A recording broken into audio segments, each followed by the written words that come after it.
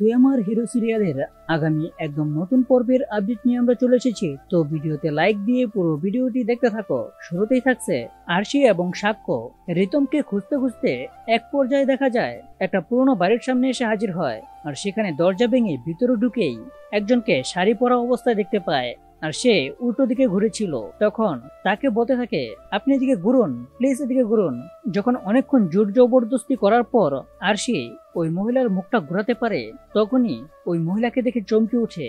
যেই থাকুক না কেন, তখন আরশি এবং সাক্ষ্যকে ওইখানে থাকা আরো কয়েকজন মিলে হাত মুখ বেঁধে ফেলে রেখে সেই রুমের দরজা বন্ধ করে সেখান থেকে চলে যায়। তারপরেই দেখা যায় ঋতু চলে আসে, আর এসেই বলতে থাকে, সাক্ষ্য আরশি তোমরা কি এখানে আছো? তারপর আরশি সাক্ষ্য বলতে থাকে, ঋতু আমরা এখানেই আছি, বাঁচাও আমাদের।